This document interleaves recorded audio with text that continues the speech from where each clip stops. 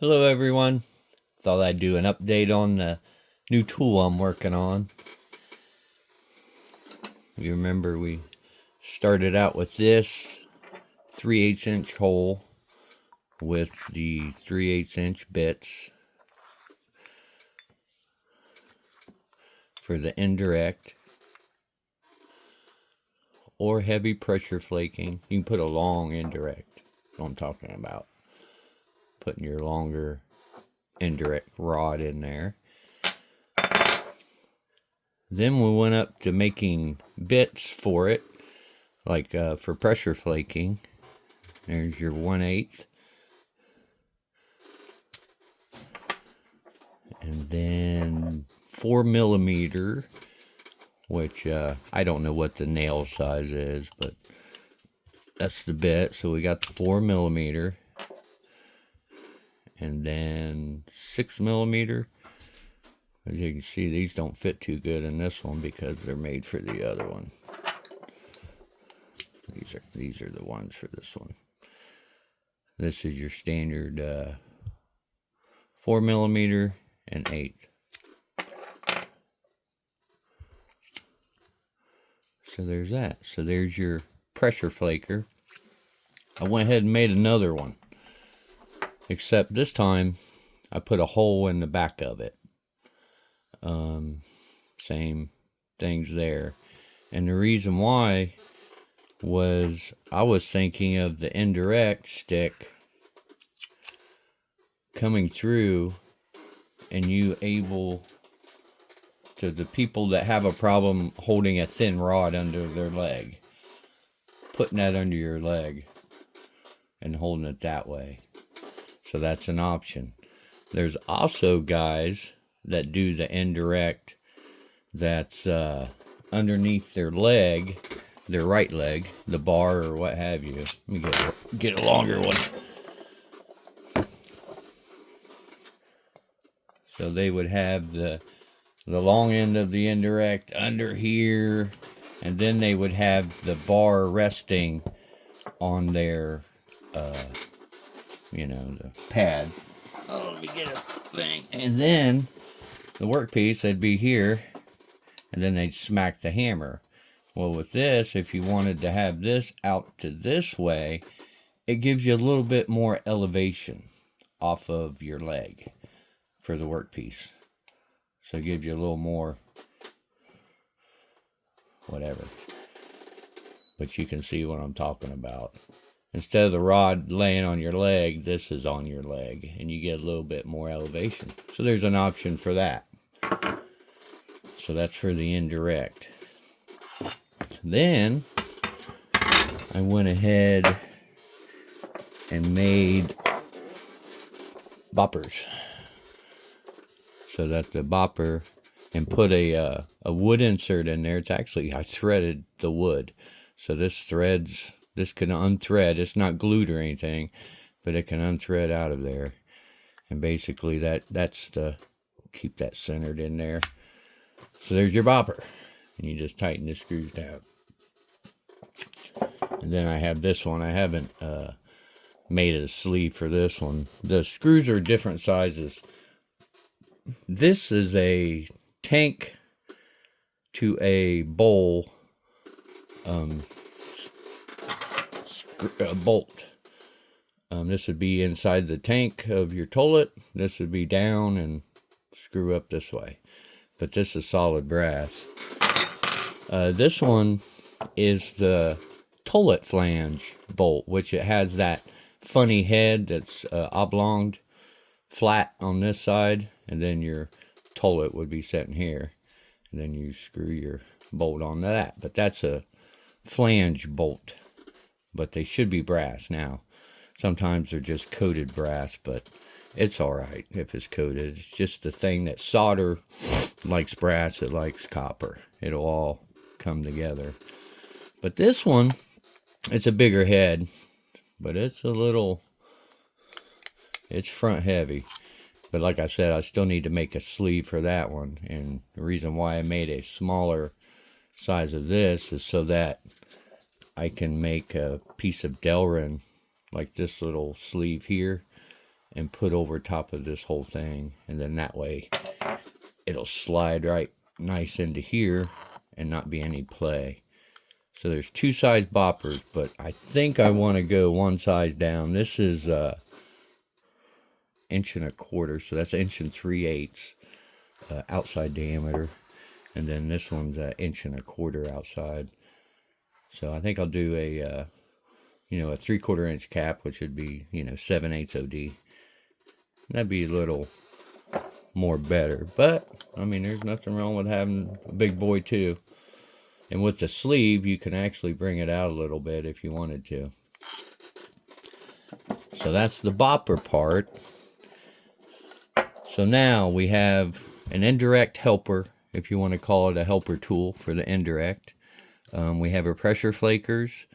We have our boppers. Now we need our Ishi stick. So if you have this is a 12-inch 3/8 or whatever length that you want, you can use your Ishi or your 2 tools, I would want to say. There's your back handle. This just needs to be tightened onto there. This would be your bit if you're choosing this size. And then you just tighten that down, and then there's your Ishi stick right there. Hold that down. Get your pad out. Boom. Let's say, I don't use a Ishi stick that big, That's fine. We'll just put him back here, and then Mike will put another set of Allen screws opposite of here. So this would be set here, boom. Then you can take your tool tips and say you want to use that for your, your Ishi. That size tool tip. So there's your back handle, goes in your arm, your Ishi here. I'm trying to look through the camera and do this. And then there it is. There's your Ishi. So technically, this can become, how comfortable? I don't know. I haven't used it as an Ishi. But it's doable. It's doable for being a multi-tool. So that is where we are at on this little venture. But I don't know. I kind of think it's cool. I like the idea of having a multi-tool for different functions, for different needs, having it all in one kit. Next thing is to put it to the test, see how it works and all that. So, but I'm excited for it, especially the bopper and the pressure flaker. Just these 2 alone, just to have in one kit, one little thing and take with you. So, and also, I made my hand pad ugly. That's my new modification, but I love it, and it's for my thumb. It's for that right there. Excuse me. But it's for him. He needs it. So, you see these knuckles? You see that? You see that? That's arthritis. It sucks. But it is what it is.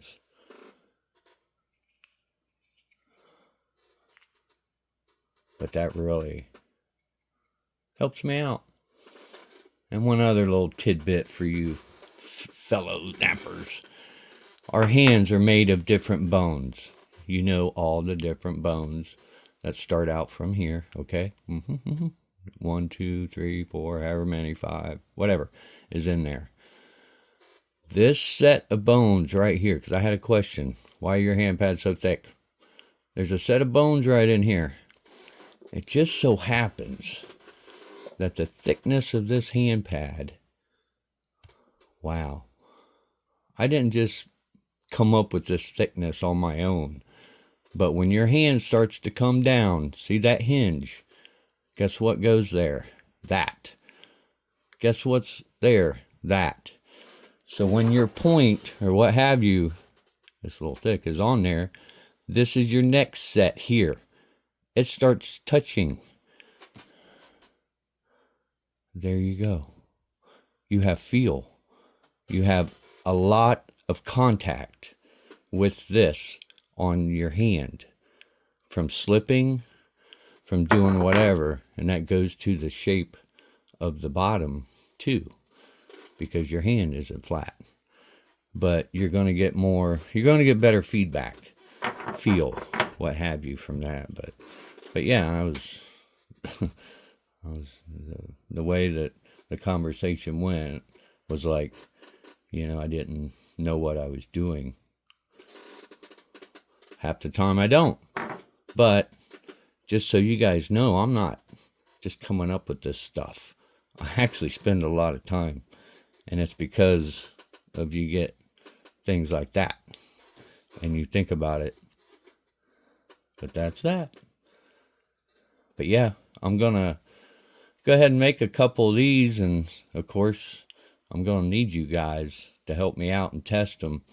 But when you get this, it's not going to be the same size. It's going to be a 1/4 inch wider here, all the way coming up. You're going to have a 1/4 inch more. This isn't enough. There's not enough surface area when the point's bigger.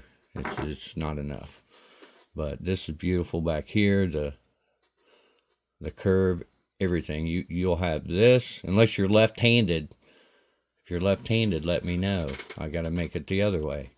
But yeah, I'm going to make 3 or 4 of these, and appreciate if you guys test them out and let me know how they go for you. But like I said, they'll be about a 1/4 inch out this way more and up.